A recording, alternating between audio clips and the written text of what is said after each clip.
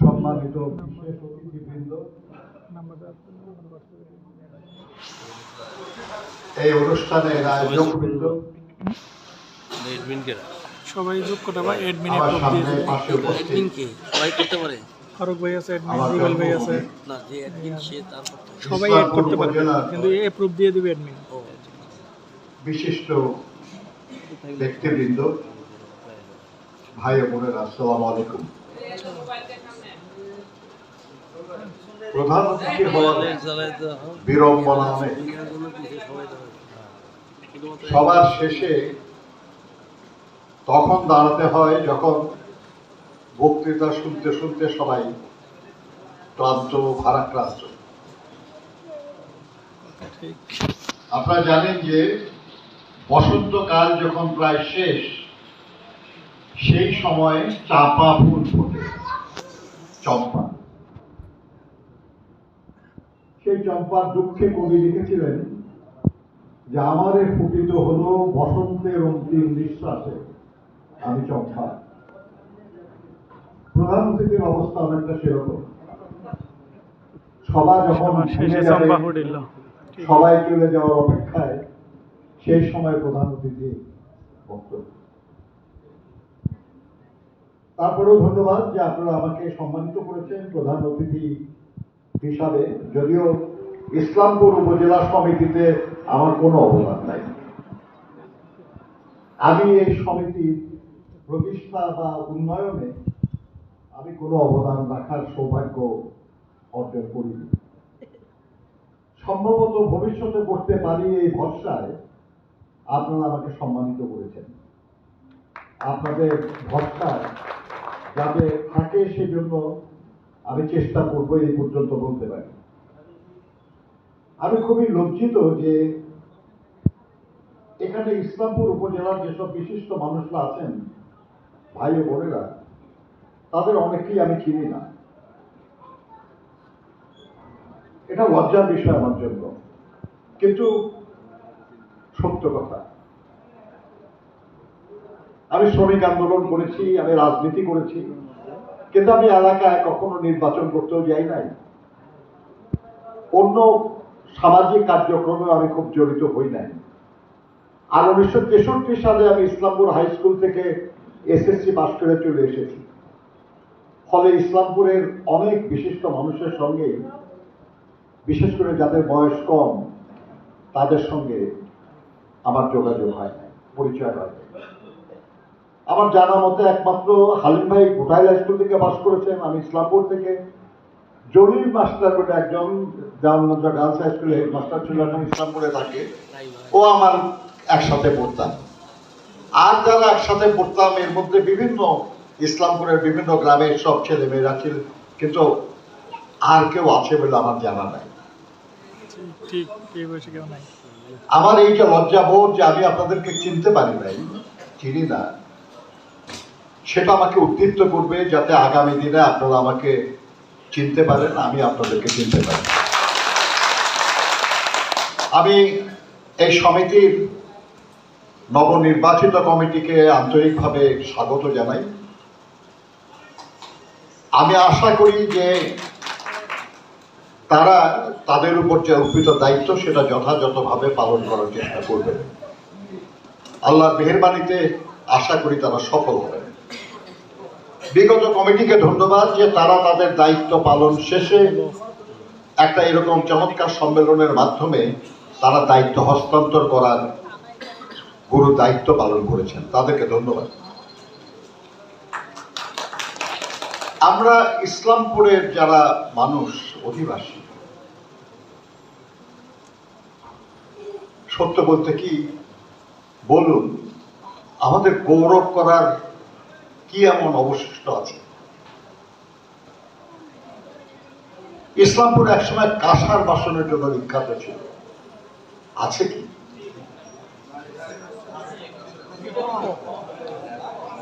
যে দুই একটা থাকতে পারে, কিন্তু যে বিখ্যাত ছিল সেইভাবে ইসলামপুর তো আর কাঁসার বাসনের জন্য বিখ্যাত নাই।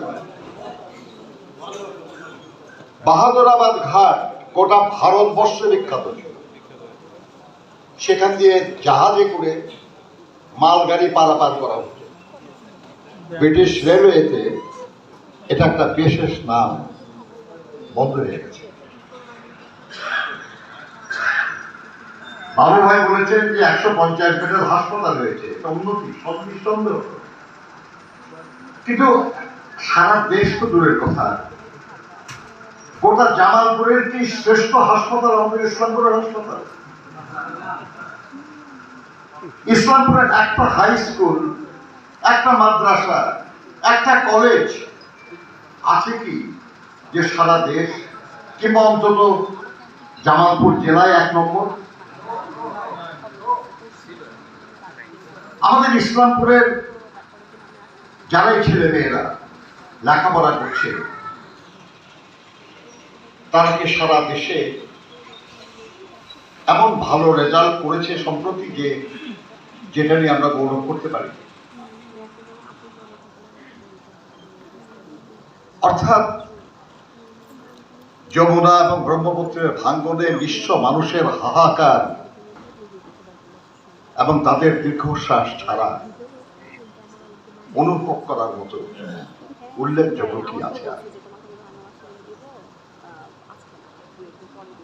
বন্ধুরা, আমি জানি যে ইসলামপুর সমিতির কাছে ইসলামপুরের সার্বিক উন্নয়ন প্রত্যাশা করার কোনো কারণ নাই। তাদের কাছে এমন কোনো হাতিয়ার নাই, তাদের এমন কোনো সক্ষমতা নাই, এমন কোনো আইনি অধিকার নাই যে তারা ইসলামপুরবাসীর সব কষ্ট দূর করে দিতে পারবে। কিন্তু আমি তো অন্তত এতটুকু আশা করতে পারবো যে আপনারা ইসলামপুরবাসীর কষ্টের কথা, তাদের আকাঙ্ক্ষার কথা, তাদের প্রয়োজনের কথা সংশ্লিষ্ট স্থানে পৌঁছে দিতে পারবেন। এইটুকু তো করুন আপনারা।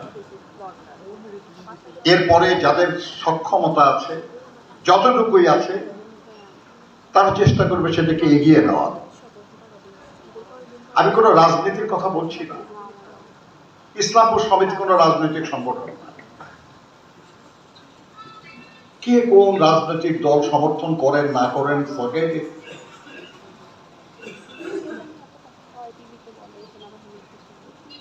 শুধুই ইসলামপুরকে ভালোবাসেন ইসলামপুরের অধিবাসী,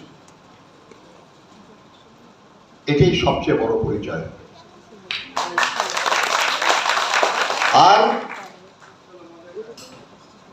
আপনারা আমাকে বলেছেন, আমাকে উপদেষ্টা বলেছেন। উপদেষ্টা, উপদেশ নিলে না উপদেষ্টার দাম, তাই না? আজকাল উপদেষ্টা একটা আলংকারিক পদ, মনে হয় যেন অনেক সম্মান করা হলো, কিন্তু আসলে কোনো উপদেশ কেউ নেয় না। একটা কথা প্রথম বলে রাখি আর কি, যে আপনার যে তালিকা করেছেন এক্ষেত্রে একটু ত্রুটি হয়ে গেছে। মঞ্জুরুল হাসান খান সাহেব আমাদের অনেক মুরব্বী, আমাদের অনেক প্রবীণ নেতা এবং প্রবীণ মানুষ, এবং ইসলামপুরকে ভালোবাসে। আমি তো বলি আমাদের চেয়ে অনেক বেশি ভালোবাসেন ইসলামপুর। তার নামটা 1 নম্বরে রাখবেন। আমি আপনাদেরকে একটা জিনিস বলতে চাই আর কি, যে 1, 2, 3, 4 করে একটা তালিকা করেন যে ইসলামপুরের জনগণের প্রধান সমস্যাগুলি কি এবং কিভাবে সেটা দূর করার জন্য চেষ্টা করা যেতে পারে। আসুন আমরা সেটা ধরে এগিয়ে যাওয়ার চেষ্টা করি। আমাদের একজন প্রস্তাব করেছেন যে একটা গোল টেবিল বৈঠক করা, যেখানে আমরা আলোচনা করে ঠিক করব যে আমাদের সমস্যাগুলি কি। আমি প্রস্তাব করি যে সেই গোল টেবিল বৈঠকটা ইসলামপুরে হবে, এই সমিতির উদ্যোগ। সেখানে ইসলামপুরে বিভিন্ন ইউনিয়নের মুরব্বীরা আসবেন, প্রতিনিধিরা আসবেন, আমাদের ছাত্র, যুবক, নারী, পুরুষ প্রতিনিধিরা তারা থাকবেন, তারা তাদের কথা বলবেন। আমরা তার আলোকে নির্ধারণ করব, চিহ্নিত করব কি কি সমস্যা, তার মধ্যে কোনটা আমাদের পক্ষে অ্যাড্রেস করা সম্ভব, সেগুলো আমরা একটা প্রায়োরিটি লিস্ট করে আমরা আগামী দিনে আগাতে থাকব। আপনারা অনেক অনেক নেতা এখন হয়ে গেছে কমিটিতে, তাই না? অনেক ভাইস প্রেসিডেন্ট, কি কাজ? স্পেসিফিক কোনো কাজ নাই। অনেক জয়েন্ট সেক্রেটারি, স্পেসিফিক কোনো কাজ নাই। উপদেষ্টা, স্পেসিফিক কোনো কাজ নাই। সদস্য, স্পেসিফিক কোনো কাজ নাই। আমি প্রস্তাব করতেছি যে উপদেষ্টা, ভাইস প্রেসিডেন্ট, জয়েন্ট সেক্রেটারি এবং সদস্যদের দিয়ে বিভিন্ন বিষয়ে উপকমিটি করে স্পেসিফিক দায়িত্ব দেন তাদেরকে, যে তারা এই কাজগুলি করবে। আর কাজ যে করবে না তাকে কেন রাখবেন আপনারা? এই যে বিভাগীয় সম্পাদক যাদেরকে বানাইছেন, সিদ্ধান্ত নেন আপনারা যে প্রতি 6 মাস পর পর তারা প্রেসিডেন্ট সেক্রেটারির কাছে রিপোর্ট সাবমিট করবে যে তিনি যে বিষয়ে সম্পাদক, ওই ব্যাপারে ইসলামপুরের সমস্যা কি, সেই সমস্যার সমাধানের জন্য কি উদ্যোগ নেওয়া হলো, কোনটা কাজ কতদূর আগালো না গেল, এই জিনিসগুলো যেন তারা বলে। যদি না পারে, হয় তারা নিজেরা পদত্যাগ করবে, আর না হয় তাদেরকে বের করে দেবে। আর তাহলে কেন তারা নেতা হয়ে থাকবে, পদ দখল করে থাকবে? কি জন্য? কেন থাকবে তারা? যে যোগ্য, যে আগ্রহী, যে সক্ষম, সে হবে নেতা। তার রাজনৈতিক পরিচয়, তার বংশ পরিচয়, তার ইউনিয়নের পরিচয় কিচ্ছু আসে যায় না আমাদের কাছে। যোগ্যতা, মেধা, সক্ষমতা, আন্তরিকতা হবে নেতৃত্বের মাপকাঠি। আমি তো বলি যে আমাদের যতগুলি কলেজ আছে, স্কুল আছে, মাদ্রাসা আছে, আমাদের সমিতির পক্ষ থেকে কিছু কিছু মানুষকে দায়িত্ব দেন না। একটু আগে হালিম ভাই বললেন যে শিক্ষার পরিবেশ যাতে ভালো হয়, ছাত্রছাত্রীর সংখ্যা যাতে বাড়ে, সেখানে শিক্ষা যেন গবেষণা হয়, সেখানে অন্য কাজ হয়, এই কাজগুলির ব্যাপারে সহযোগিতা করবে তারা। এবং যারা সবচেয়ে ভালো করতে পারবে ওদেরকে পরে আমরা বড় নেতা বানাবো। আমাদের ইসলামপুরের যারা ঢাকায় থাকেন, খুব গুরুত্বপূর্ণ ব্যক্তি আমরা, কেউ বড় দলের বড় নেতা, কেউ সরকারের অত বড় কর্মচারী ছিলাম, কেউ হয়তো সামরিক বেসামরিক বাহিনীতে নেতা ছিলাম, নানান কিছু। যদি ইসলামপুরবাসীর কাজে না লাগে তো ওই দিয়ে আমার কি লাভ? আজকে থেকে হিসাব শুরু করেন যে কারা, কে ইসলামপুরের কয়জন মানুষের কর্মসংস্থানের ব্যবস্থা করেছে। সেটা আত্মকর্মসংস্থান হোক কিংবা চাকরি হোক। কে কয়জনের লেখাপড়ায় সহযোগিতা করেছে, কে কয়জনকে সুন্দরভাবে বেঁচে থাকায় সাহায্য করেছে। একটু আগে আমাদের একজন বললেন আর কি, যে যারা বাইরে থেকে আসবে তারা যাতে চিকিৎসা কিংবা শিক্ষা কিংবা কর্মসংস্থানের সুযোগ পায়, সে ব্যাপারে সহযোগিতা করব। কোথায় করবেন?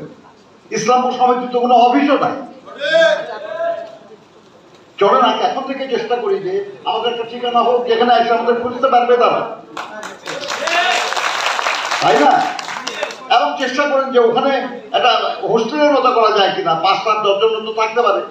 তাহলে না বেকাররা এসে একটা জায়গা পাবে, সেখানে একটা খোঁজ খবর করার সুযোগ পাবে, সেখানে তাকে চেষ্টা করা যাবে কি করা যায় তার না করা। প্ল্যান, পরিকল্পনা, আমার মনে হয় এটা উচিত হবে। ভুল করে যদি উপদেষ্টা বানায় থাকেন, আমার কিছু ভালো নাই। আমার কাছে যা ভালো মনে হচ্ছে আমি বলছি। আমি বলি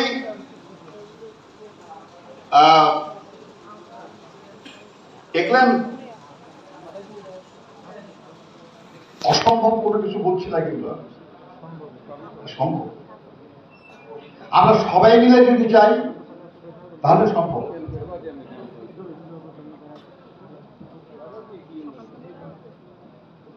আপনার বিশ্বাস করেন, আমি ক্লাস 6-এ যখন পড়ি, আপনাদের তো সন্তান আছে, ক্লাস 6-এর বাচ্চা কত বড়? আমি পলমান্দা গ্রামে গ্যাল্লা মন্ডলের বাড়িতে আমি লজেন থাকছি, ক্লাস 6-এর বাচ্চা। ক্লাস 2-র একজন বাচ্চাকে পড়াইছি আমি। একা একা ওদের খানকা ঘরে থাকছি। ক্লাস 6 এর বাচ্চা ভাবেন, ওই কষ্ট করে যদি এই জায়গায় আসা যায়, তাহলে আমরা নিশ্চয়ই আমরা পরামর্শ দিতে পারবো, উপদেশ দিতে পারবো, উৎসাহিত করতে পারবো অন্যদেরকে যে ভাই সবাই চেষ্টা করো, বড় হওয়ার চেষ্টা করো, সক্ষম হওয়ার চেষ্টা করো, পরিবারের জন্য, গ্রামের জন্য, থানার উপজেলার জন্য, দেশের জন্য বড় হোক। এই কথা বলতে পারবো আমরা, এই বলার অধিকার আমরা অর্জন করেছি ইনশাআল্লাহ। কাজে আমি বিশ্বাস করি ইসলামপুর উপজেলা সমিতি এই কাজটাকে এগিয়ে নিয়ে যাবে। শেষ কথা, এই সমিতির পরিচয় কিংবা এই সমিতির মাধ্যমে কেউ নিজের জন্য তদবির করে না, কেউ নিজে কোনো সুবিধা হাসিলের চেষ্টা করবেন না। আসুন আমরা সবাই এই সমিতির পরিচয়, এই সমিতির শক্তিকে ইসলামপুর উপজেলার জনগণের কল্যাণে আমরা নিবেদিত করি। আমি আরেকবার আয়োজকদের ধন্যবাদ জানাই এবং আগামী দিনে আপনাদের যে কোনো কাজে লাগতে পারলে খুশি হব। আর যে লজ্জা নিয়ে আমি আপনাদের সামনে দাঁড়িয়েছি যে সবাইকে আমি চিনি না, ভবিষ্যতে যাতে চেনার সুযোগ যেখানেই যেভাবে হয় আপনারা আমাকে সুযোগ দিলে আমি কৃতজ্ঞ থাকবো। আপনাদের সবাইকে ধন্যবাদ। আল্লাহ হাফেজ।